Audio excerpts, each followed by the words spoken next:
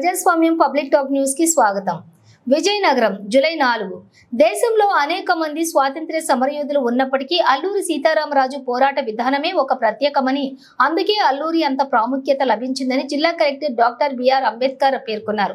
అల్లూరి పేరు వింటేనే ఒక వీరత్వం, ఒక పోరాటం, ఒక స్ఫూర్తి స్మరణకు వస్తుందని తెలిపారు.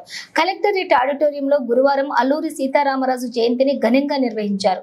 ముందుగా అల్లూరి చిత్రపటానికి కలెక్టర్ అంబేద్కర్, డిఆర్డిఓ అనిత, పలువురు జిల్లా అధికారులు పూలమాలలతోటి అలంకరించారు. అనంతరం జరిగిన సమావేశంలో కలెక్టర్ మాట్లాడుతూ, అతి పిన్న వయసులో తన జీవితాన్ని త్యాగం చేసిన దేశభక్తుడు అల్లూరి అని, అల్లూరి చరిత్ర, పోరాట విధానాలు, దేశభక్తి యువత తెలుసుకోవాలని తెలిపారు. బ్రిటిష్ బానిస సంకెళ్ల నుండి విముక్తిని పొందేందుకు పోరాటం చేసిన అల్లూరి చిరస్మరణీయుడని, భవిష్యత్తు తరాల వారు ఎప్పటికీ కూడా గుర్తు పెట్టుకోవాల్సినటువంటి వీరుడని కొనియాడారు. డిఆర్ఓ అనిత మాట్లాడుతూ, అల్లూరి కనిపించే శత్రువులతో పోరాటం చేశారని, ప్రస్తుతం కనిపించని శత్రువులు సమాజాన్ని చెడు మార్గంలోకి తీసుకెళ్తున్నాయని అన్నారు. అలాంటి శక్తుల పట్ల జాగ్రత్త వహించాలని తెలిపారు. ముఖ్యంగా యువత చెడు మార్గాల వైపు వెళ్లకుండా మంచి మార్గంలో నడవాలని అన్నారు. గిరిజనుల, బడుగు బలహీన వర్గాల అభివృద్ధికి చిత్తశుద్ధితో పనిచేయాలని తెలిపారు. ఈ సమాజంలో సిపిఓ బాలాజీ, మెప్మా, పేడి సుధాకర్ రావు, ఉద్యాన శాఖ సూపరింటెండెంట్ వెంకటేష్ తదితరులు అల్లూరి చరిత్ర, ఉద్యమంపై వివరించారు. ఈ సమావేశంలోని డిపిఓ శ్రీధర్ రాజా, డిప్యూటీ కలెక్టర్లు రాజేశ్వరి, ప్రమీల, మురళి, సుమబాల, జిల్లా వెనుకబడిన తరగతుల సంక్షేమ అధికారి సందీప్, పలు శాఖలకు చెందిన జిల్లా అధికారులు, కలెక్టర్ సిబ్బంది పాల్గొన్నారు. అనంతరం జిల్లా కలెక్టరేట్ ఆవరణలో అల్లూరి జయంతిని పురస్కరించుకుని మొక్కలు నాటారు. హార్టికల్చర్ సూపరింటెండెంట్ గారు ముందుగా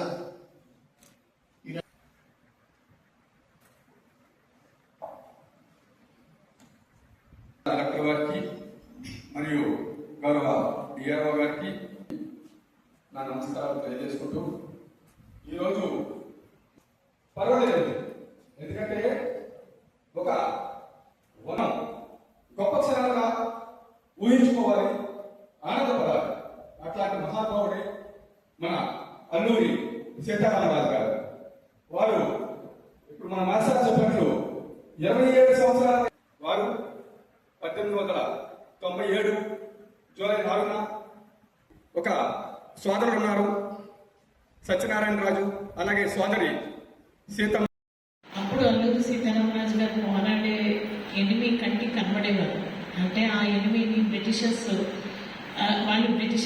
మన దేశాన్ని పాలిస్తూ మన వాళ్ళని బానిసలుగా చేసి మన సంపదనంతా కొలగొట్టి, మరి మనల్ని అధ్వాన స్థితిలోని మన్యంలో ఉండే ప్రజలైతేనేమి, దేశవాసులైతేనే ఎలాగ నలిగిపోయామో వారి కనబడే శత్రువుకి ఎగెన్స్ట్గా ఆయన పోరాడారు.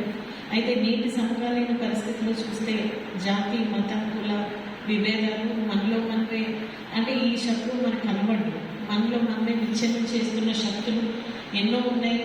అయితే మన యూత్ని తలుచుకుంటే ఒక్కొక్కసారి ఈ సోషల్ మీడియా అవ్వచ్చు, డ్రగ్స్ మానియా అవ్వచ్చు, వాళ్ళకి స్ఫూర్తినిచ్చే వాళ్ళు కూడా లేరు. ఇలాంటి కార్యక్రమాలు చేస్తున్నప్పుడు అట్లీస్ట్ మళ్ళా let's go back to history. 127 సంవత్సరాల క్రితం ఆయన చేసిన పోరాటం మనం ఈ రోజుకి స్మరించుకుంటాము. కానీ మన చరిత్రలోకి మన పిల్లల్ని తీసుకెళ్ళకపోతున్నాం. అంటే వాళ్ళకి ఏ మాత్రం కూడా స్ఫూర్తినివ్వలేకపోతున్నాం. అంటే నేను ఎప్పుడు అనుకుంటాను, నేను ఒక మాట చెప్తే నా పిల్లలు కూడా నా మాట పెట్టలేదు. అంటే వాళ్ళకి అంత ఇండిపెండెంట్ స్పిరిట్ వచ్చింది. ఎందుకు వాళ్ళకి ఏమి ఇష్టమో అది చేయడానికి వచ్చింది. కాబట్టి మనల్ని మళ్ళీ ఒక్కసారి మనం ఉత్తేజపరుచుకుని మన పని చేస్తున్న పరిసరాలు, అలాగే బయట కూడా కొంతమంది ట్రైబల్ పీపుల్ ఉన్నారు, వాళ్ళకి ఉండే సమస్యల గురించి చెప్తా ఉన్నారు. అనివార్య కారణాల వల్ల జిల్లా విభజింపబడడం వల్ల మనకి ట్రైబల్ ఏరియా లేకపోవడం వల్ల వాళ్ళు కూడా యాక్టివ్గా మన కార్యక్రమంలో పార్టిసిపేట్ చేయడానికి మరి అవకాశం లేకపోయింది.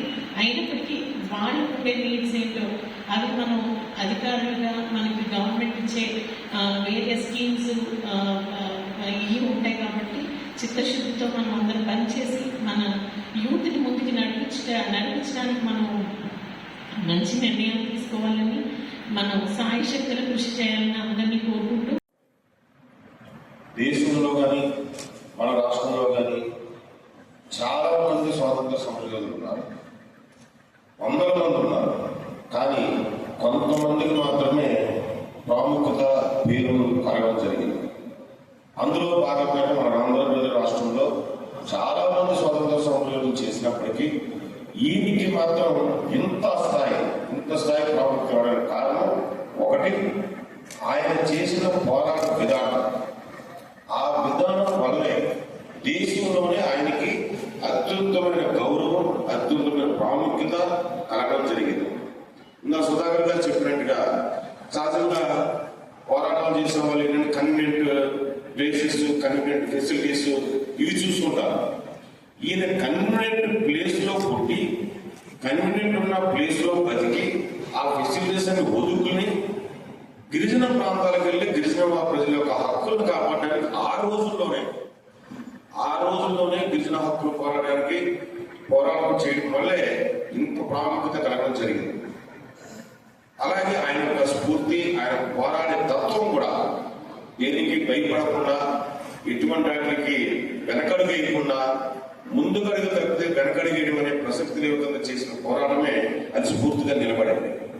అది కాకుండా అన్నిటికంటే ముఖ్యమైన చిన్నతనం, చాలా చిన్నతనం ఉన్నతనం. ఈ స్వాతంత్ర పోరాటంలో పనిచేస్తున్నంత దాదాపుగా బాగా చదివేసుకుని వెల్ ఎస్టాబ్లిష్ అయిపోయి అప్పుడు దిగేవారు రంగంలో. కానీ చాలా చిన్న వయసులో, అంటే జీవితంలో ఎటువంటి విషయాన్ని అనుభవించకుండా, కనీసం పెళ్లి కూడా చేసిన పరిస్థితి లేకుండా జీవితాన్ని త్యాగం చేసి ఆయన దేశంలో కోసం, ఈ ప్రాంతం కోసం, స్వతంత్రం కోసం, దేశ స్వతంత్రం కోసం పోరాటం వల్లే ఆయన ఇంత ప్రాముఖ్యత వచ్చింది.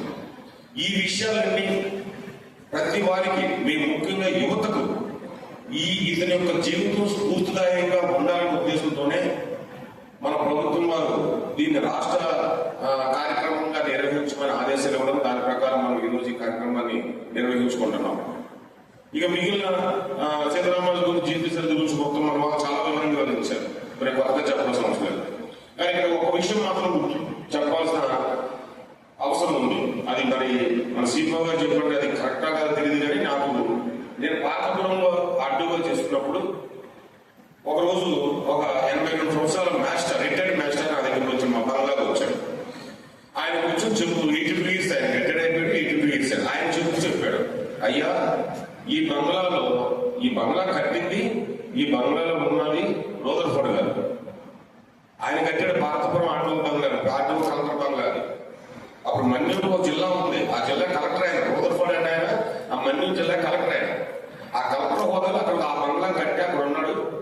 ఇక్కడ నుండి వెళ్ళే నరసింహపట్నం దగ్గర సీతారామరాజు గారు కాలు చనిపోయాడు.